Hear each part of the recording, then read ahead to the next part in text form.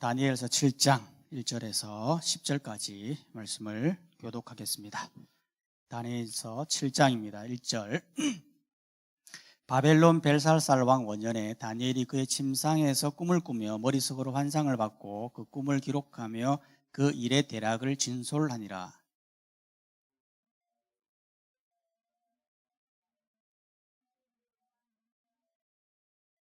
큰 짐승 넷이 바다에서 나왔는데 그 모양이 각각 다르더라.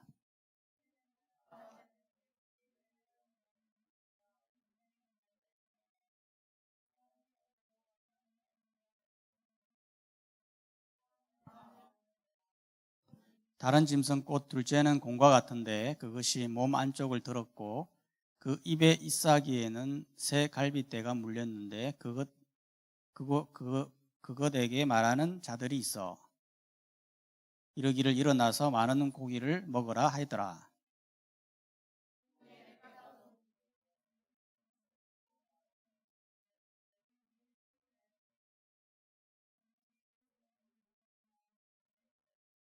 내가 밤 환상 가운데에 그 다음에 본 넷째 짐승은 무섭고 놀라우며 또 매우 강하며 또 새로 된 큰 이가 있어서 먹고 부서뜨리고 그 나머지를 발로 밟았으며 이 짐승은 전의 모든 짐승과 다르고 또 10뿔이 있더라.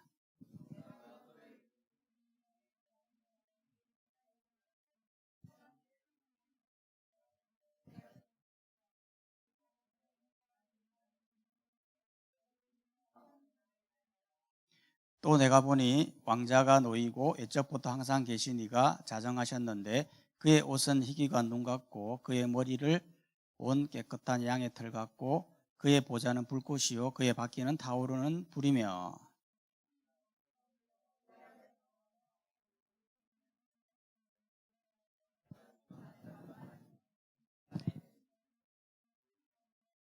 아멘. 오늘부터 비대면으로 지금 예배를 드리고 있는데 저번에 우리 말씀 전하고 나서 그 요약한 거 이렇게 올리고 이렇게 상품 준 거 참 좋았던 것 같아요. 그래서 우리 학생 여러분들도 오늘 말씀 듣고 밴드에 요약한 거 올려주시면 상품을 또 드리도록 하겠습니다. 그렇게 하면 되죠, 부장님? 예, 그렇게 올려주세요. 너무 좋더라고. 요약을 너무 잘해가지고 감동이었는데. 자, 오늘 말씀은 대짐승의 환상이라고 하는 주제의 말씀이에요. 세나큐티지 말씀인데, 여러분 사람은 참 신기한 게 뭐냐 하면 꿈을 꾼다는 거예요. 자, 넘어가 주세요. 예. 이상하게 잠을 자면 꿈을 꾸죠, 그죠? 그런데 신기한 건 꿈이라고 하는 거는 꿈속에서는 뭐든지 할 수 있다는 거예요. 그렇지 않습니까? 꿈속에서 BTS를 만날 수도 있고 손흥민을 만날 수도 있어요. 물론 원수를 만나면 안 좋겠지만 뭐든지 할 수 있어요. 저희 교회 어떤 권사님은 꿈을 꾸면은요 항상 날아다니는 꿈을 꾼대요. 최말려 권사님이라고. 그분은 이상하게 꿈만 꾸면 막 날아다닌대요. 막 슈퍼맨처럼 막 날아다닌대. 제가 그 얘기를 듣고 나니까 굉장히 부럽더라고요. 아니 저는 아무리 꿈을 꿔도 날아다니는 꿈을 꾼 적은 없는데 권사님 항상 그런 꿈을 꾼대요. 그래서 얼마나 부러워했는지 모릅니다. 오늘 말씀 1절에도 보면요 꿈 얘기가 나오거든요. 어떤 꿈이냐면 바벨론 벨사살 왕 원년에 다니엘이 그의 침상에서 꿈을 꿨는데요. 그 머릿속으로 환상을 받고 그 꿈을 기록했던 겁니다. 즉 다니엘이 꿈을 꾸고 그것을 기록했다는 내용이죠.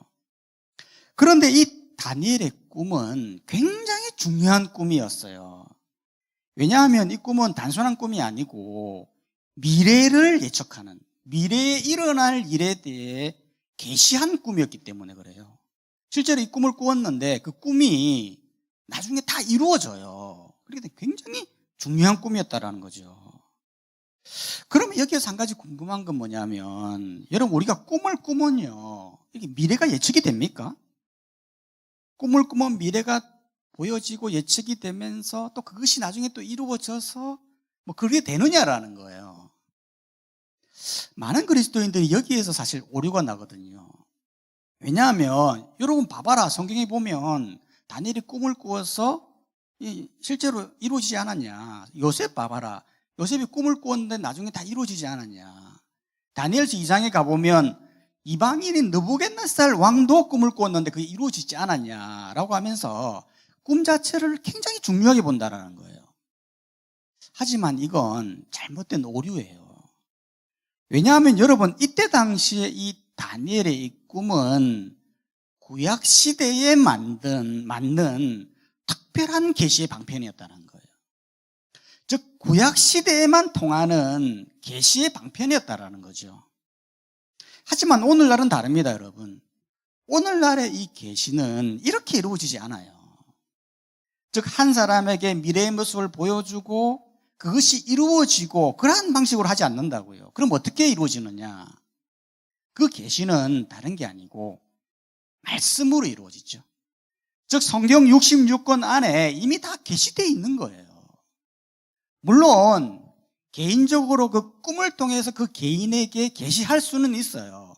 하지만 그 계시는 지극히 개인적인 거예요. 뭐 그 꿈이 공적인 계시로까지 이어지지 않는다고요. 즉 한 사람이 꿈을 꾸었는데 그 꿈이 뭐 한 나라의 민족을 세계를 예측하고 그것이 이루어지는 그런 꿈으로까지 이어지지 않는다고요. 왜?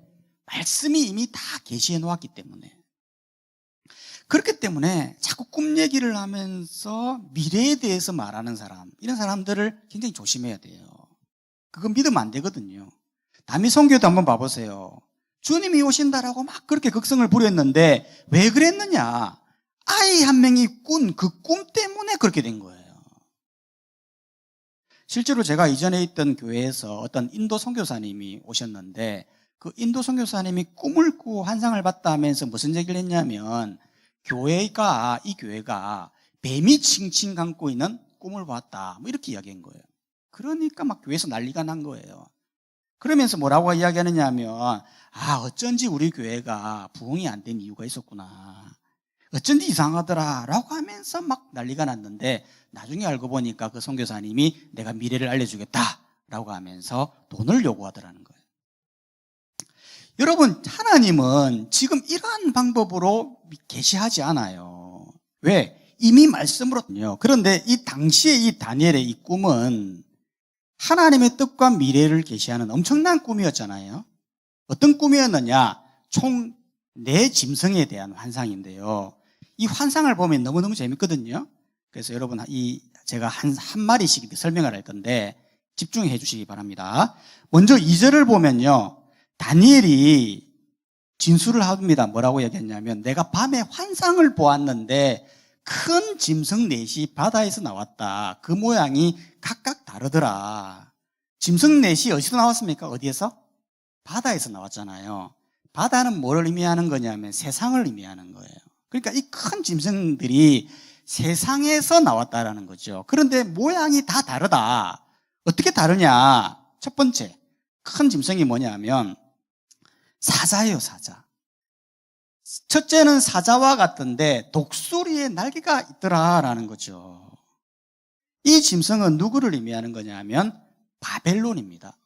즉 다니엘서 2장에 금신상이 있는데 금에 해당되는 부분이죠. 아니 왜 바벨론을 왜 사자의 의미를 부여했냐, 비유를 했냐면 사자는 짐승의 왕이잖아요. 가장 포악한 왕이잖아요. 독수리도 마찬가지죠. 독수리 날개가 왜 있냐면 독수리는 조류의 왕이잖아요. 굉장히 빠르잖아요. 그런 것처럼 바벨론 또한 강력한 힘과 속도를 가지고 세상을 지배할 거다라고 그렇게 예언하신 거예요. 실제로 여러분, 바벨론이 얼마나 많은 나라들을 정복했습니까? 우리 앞서 많이 배웠잖아요. 바벨론이 원래 자그마한 나라였는데, 그죠? 커지기 시작해가지고 아수르를 먹고 갈기미스 전투에서 애굽을 먹고 그 다음에 유다를 정복하면서 이 고대 근동을 다 잡아먹었잖아요. 그러니까 그런데 날개가 뽑혔다라고 하는 거는 이게 오래 못 갔다라는 말이에요. 실제로 바벨론의 느부갓네살부터 벨사살 왕까지 70년밖에 영화를 누리지 못했어요. 금방 뽑힐 거다고 했는데 금방 뽑히게 된 거죠. 두 번째 짐승이 나타났는데 두 번째 짐승은 뭐였냐면 곰입니다. 이 곰은 누구를 의미하는 거냐면 메대와 바사거든요. 실제로 다니엘서 2장에 보면 금신상의 은에 해당되는 부분인데 왜 메대바사를 곰으로 비유를 했냐면 곰이 굉장히 포악한 동물이잖아요. 온순하지 않거든요. 그리고 곰이 굉장히 많이 먹잖아요. 즉 탐욕의 대장이라는 거예요. 실제로 메대바사가 그랬다. 실제로 메대바사가 몸 한쪽을 들었다라는 말은 원래는 메대와 바사가 연합군인데 메대가 편입되잖아요. 그러면서 바사, 페르시아가 된 거 아닙니까? 즉 한쪽으로 몰렸다라는 거죠. 그리고 새 갈빗대에 물렸다라는 말은 새 갈빗대의 나라, 즉 바벨론, 리디아, 이집트를 정복했다라는 말이거든요. 실제로 바사가 얼마나 많은 나라들을 먹었습니까? 바벨론 제국을 정복한 다음에 아프리카, 유럽, 아시아까지 다 정복을 했거든요. 그리고는 수많은 사람들을 살상하고 악행을 저지르던 나라가 페르시아라는 말이죠. 이 나라가 이렇게 될 거라고 예언을 한 것입니다. 세 번째는 누구냐면 바로 표범입니다. 표범. 그 후에 내가 본 적 다른 짐승, 즉 표범과 같은 것이 있는데 그 등에는 새 날개 넷이 있고 짐승에게 머리 넷이 있는데 권세를 받았더라 이렇게 말하고 있는데 이 표범은 누구를 말하는 거냐면 그리스, 헬라를 말하는 거죠. 즉 다니엘서 2장의 금신상의 동에 해당되는 부분인데요. 왜 그리스를 표범으로 비유를 했느냐? 표범은 굉장히 빠르잖아요. 동물 중에 제일 스피드가 좋잖아요. 그런 것처럼 이 그리스라는 나라가 굉장히 빠르게 세계를 정복할 거다라는 예언을 했어요. 그랬더니 실제로 그 알렉산더 대왕이 23살 때 왕이 올라서는 무려 10년 만에 세계를 다 먹어버렸어. 그래서 유명한 일례로 인도의 끝자락에서 알렉산더 대왕은 더 이상 정복할 나라가 없음을 보면서 눈물을 흘렸다라고 하는 일화가 있어요. 실제로요, 그리스가요, 다 정복했잖아요. 메데바사 정복하고 유럽, 아프리카, 아시아까지 다 침범했던 거거든요. 이게 이루어질 거다고 이야기를 한 거죠. 그리고 마지막으로는 네 번째 짐승인데 이 네 번째 짐승은 뭐냐면 알 수 없는 짐승이에요. 이 로마의 이 짐승은 누구냐? 로마죠, 로마. 즉 다니엘서 2장의 다리 부분에 해당하는 철 부분입니다. 왜 다른 나라들은 동물에 비유했는데 왜 이거는 이상한 용과 같은 이런 걸 표현했던 걸까요? 왜 그러냐면 그만큼 센 짐승이라는 거예요. 즉 쇠로 된 큰이다. 쇠다 쇠. 그 쇠가 먹고 부르스트리고 발로 밟고 어마어마한 짐승이 나타난다. 동물로는 표현이 안 될 정도로 강력한 나라가 일어난다. 그걸 예언했거든요. 그게 바로 로마였다라는 거죠. 실제로 로마가요 얼마나 무자비한 나라였습니까? 그들의 군사력은 어마무시했거든요. 그래서 막 로마를 상대할 나라가 없을 정도로 강력했고 실제로 막 사람들을 죽이는데 예루살렘 같은 경우는 막 포위해가지고 2년 동안 못 나오게 해가지고 굶어서 다 죽이게 했던 나라가 로마거든요. 그런데 이런 나라가 10뿔이 있더라. 또 10개의 나라가 또 일어난다. 뭐 이런 식으로 예언했던 것입니다. 그런데 재밌는 건 이 4마리의 나라에 대해서 이야기를 했는데 이 계시가 실제로 이루어졌다라는 거예요. 여러분 이게 너무 놀라운 거예요. 여러분 다니엘이 언제 계시를 받았습니까? 바벨론 제국에 있을 때 벨사살 왕이 있을 때 원년에 그 꿈을 받았단 말이에요. 그런데 그 꿈이 실제로 이루어져요. 벨사살 왕이 메데바사에 의해서 망하잖아요. 그 다음에 그리스에서 또 망하잖아요. 또 로마에 의해서 망하잖아요. 이게 그대로 이루어졌다라는 거, 이게 놀라운 거예요. 한 사람에게 꿈을 부여했는데 그 꿈이 실제로 역사를 돌아보니까 그게 진짜 이루어지더라는 거죠. 그런데 더 놀라운 건 이까지는 이루어졌는데 지금은 성취돼 가고 있다는 거예요. 앞으로 일어날 일에 대해서 이야기를 하고 있는데 어떤 얘기를 하고 있느냐면 8절, 앞으로 더 나가면 8절에 보면 다른 작은 뿔이 그 사이에서 나더니 그 첫 번째 뿔 중에 셋이 그 앞에서 뿌리까지 뽑혔으며 그 작은 뿔에는 사람의 눈 같은 눈들이 있고 또 입이 있어 큰 말을 하였더라.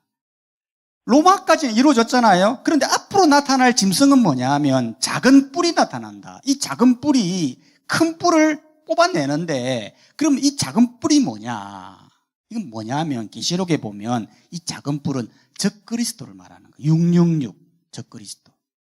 그러니까 로마 이후에 계속해서 이 적그리스도가 나타나서 성도를 괴롭히고 예수님 하나님 못 믿도록 하는 역할을 하는데 바로 이게 적그리스도였다는 거죠.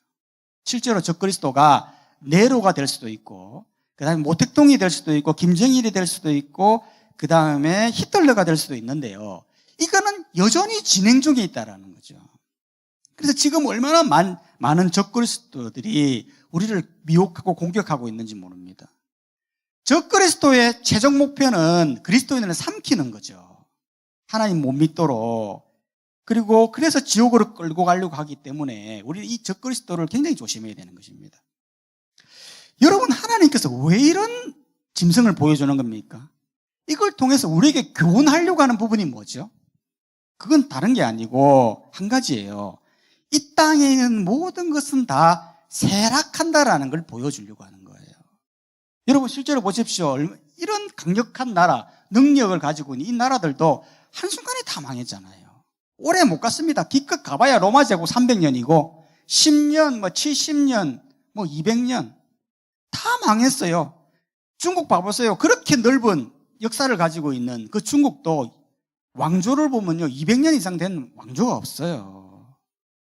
결국 이 땅에 있는 모든 것은 다 쇠락한다라는 걸 보여준과 동시에 그럼에도 불구하고 하나님 나라는 어떠냐 그 얘기를 하려고 한다는 거죠. 하나님 나라는 어떻습니까? 하나님 나라는 지극히 높으신 이의 성도들이 나라를 얻으리니 그 누림이 영원하고 영원하고 영원하리라. 이 땅에 있는 것들은 다 쇠락하고 없어지지만 하나님 나라만큼은 영원하다.